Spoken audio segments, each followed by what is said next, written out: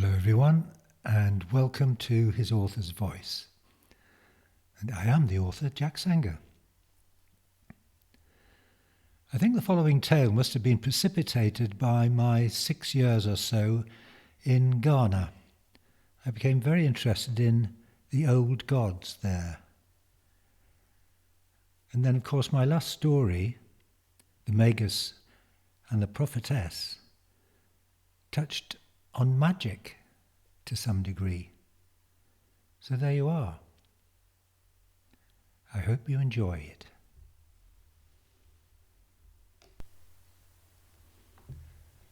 The Gift of Death. Working for the most successful firm in the city of London, Jerry Selby was a blank slate.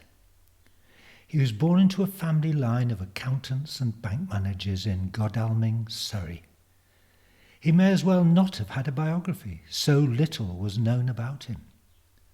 He was generally regarded as a bit old-fashioned, but a proper gentleman. He always came across as affable and decent. No hurtful remarks from him, or engagements in snide office gossip. He never put his hands where they shouldn't go, nor did his language ever veer into the dubious territory of double entendre or lewd suggestiveness. The kind of man you'd be happy to have escort your wife or companion to an event in your place should you be away on business. But then again, he wasn't the kind of person you'd want to spend your leisure time with either. Everything about him was middle of the road, normal, neither too much this nor too little that. He had regular features with brown eyes and dark hair, slightly greying at the temples. He was 5 feet 10 inches tall. He had a small paunch, but nothing to raise banter among the more macho of his companions. He was the senior actuary, extremely well recompensed by his firm, because of his unerring ability to divine the provenance and prospective futures of clients who wished to take out life insurance. No one was quite sure how he did it, though his gift was first noticed upon returning from an internship touring West African subsidiaries. His nickname quickly became Selby. He was never wrong. His CEO didn't tell him that he was a golden goose, fearful that he would be off auctioning himself to the highest bidder. So he never disclosed to anyone the locked-away special ledger wherein Jerry's fateful projections led to enviable profits. Apart from his colleagues vaguely knowing that Selby was the doyen of death rates, the master of mortality tables, he raised no envy or competitive nastiness in their attitudes and behaviour towards him. No, Selby had no quality, quirk or mystery about him that would lead to more than a few seconds' gossip in the bar or by the water cooler. In his glass-enclosed office, he would sit, motionless, as his clients poured out their tales of need, their desires to protect and secure the future for themselves and or their loved ones. His colleagues could see how unflinching he was, how his eyes bored into souls, drawing truth from dry, unwilling tongues. It mattered not whether they sat up in obvious relief at his decision, nor if their shoulders drooped in resigned acceptance. He was not sentimental. He was a ticking abacus, to mix metaphors. Then the day came when Jerry's extraordinary run of prognostication came to an end. Ironically, he himself was unable to predict what was about to happen. He'd just arranged life insurance for a 70-year-old widow, estimating her life's departure point at around 100 years and 10 months. The premium was high, but still undercut what she was offered elsewhere. What was called a good little earner by fellow actuaries. His next client was Miss Renée Desforges. As she passed through the main office, staff glanced at her inquisitively. When she was being ushered in, they had noted her accent as she thanked the receptionist. She was, they judged, of African heritage. Senegal, Mali, Côte d'Ivoire. Definitely a once French colony from her name, intonation, her skin and swathes of flamboyant dress material. A large young woman. Not the usual run of clients. If she was aware of their somewhat covert, judgmental facial expressions, she did not show it. She entered Jerry's sound-insulated office. "Hello, pleased to meet you. I'm Mr. Jerry Selby, I know.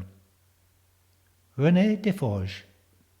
She took his hand lightly and briefly and then sat in the swivel chair opposite. Selby looked at his notes. "I gather you are related to a late client of ours, Mr. Julius Desforges?" "My father." "Ah, indeed. He died 6 months ago, as you forecast." Well, despite him being only 59 and in excellent health." Yes, true.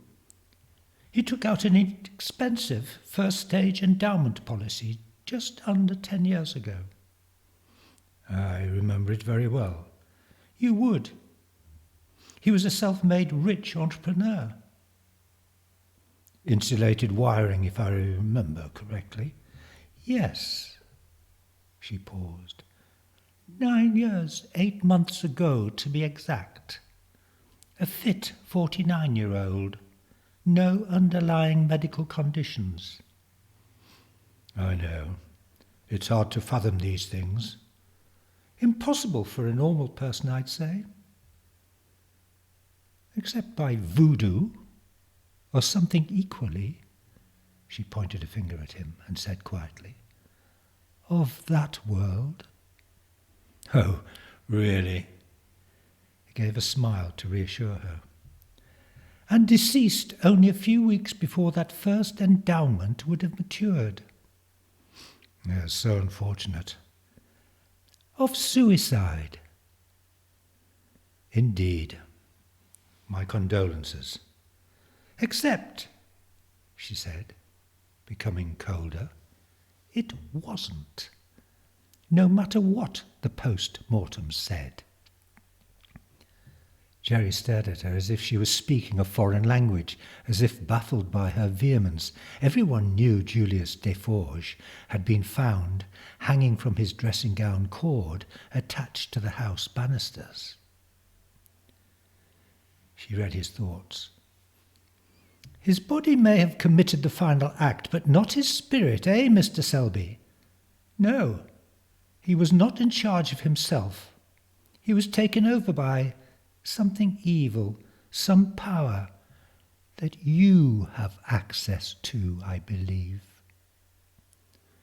Jerry Selby's face contorted and then appeared to take on a different expression, patriarchal, commanding. "What are you talking about?" he asked gently, as though she was a psychiatric patient. His unexceptional features were a picture of pursed concentration, of forced normality. His interlaced fingers were still, resting on the desktop, but they had tightened. "Aren't you known by the nickname Selby, Selby?" He stared at her. "And the name denotes your ability to forecast with absolute accuracy the deaths of clients?" He said nothing. "And this allows you to offer what seem to be best market policies to the said clients for the benefit of your firm?" She paused and then went on.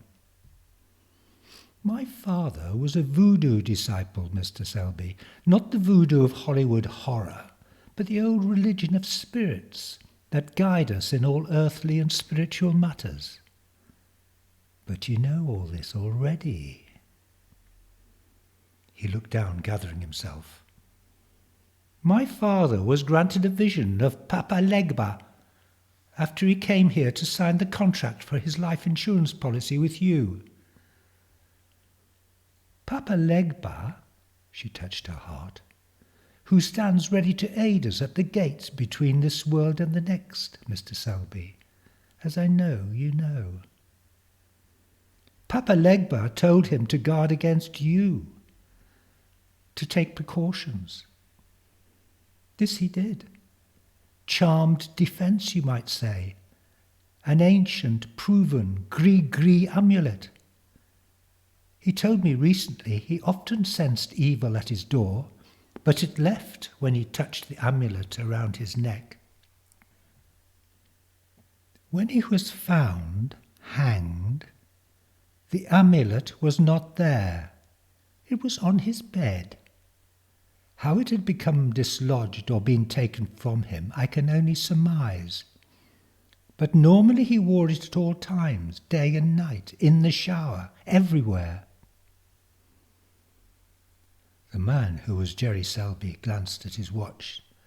The time allocated for this interview was nearly over. She noticed. Oh, we have time, Loa. All the time we would ever need. She adjusted her position opposite him and reached into the neck of her dress to retrieve something. A moment later she allowed the hidden necklace to fall upon her bosom. Selby flinched. Then she said coldly, Thus, protected by my father's amulet, Loa, you will reveal yourself, whichever of the evil ones you might be. She turned swiftly in the chair, taking an object from her bag. It was a mirror. She adjusted it to focus on his image and murmured lilting words in the ancient tongue, her eyes never leaving his reflection. She watched as his face changed. It enlarged, turning black, his mouth wide, teeth elongating and becoming pointed, gripping a big cigar, eyes bulbous and blinking, a top hat covering most of his hair. Depart, Samadhi, she said. Go back to your world.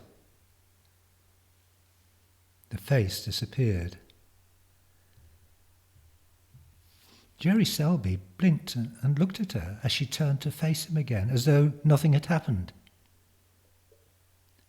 So, is there anything else I can do for you, Miss Deforge? No, she said. It is over. And left. No one knew how Selby suddenly lost his mastery of mortality and death dates. But it was not long before he was given early retirement and a suitable pension for his excellent, long service to the firm.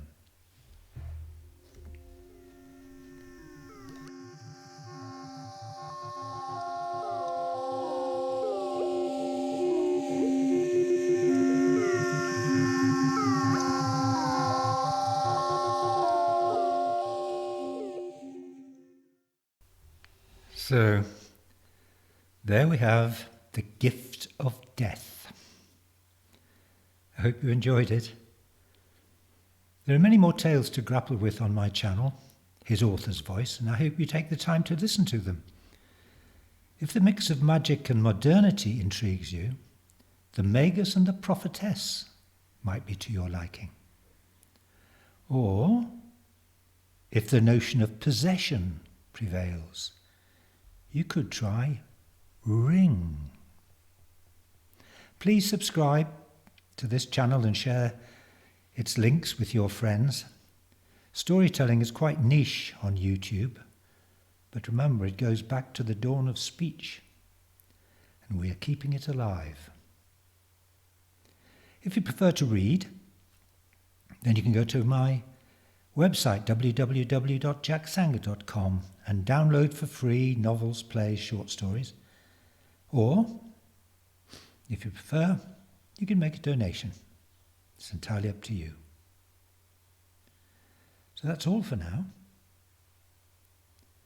Bye for now. Bye-bye.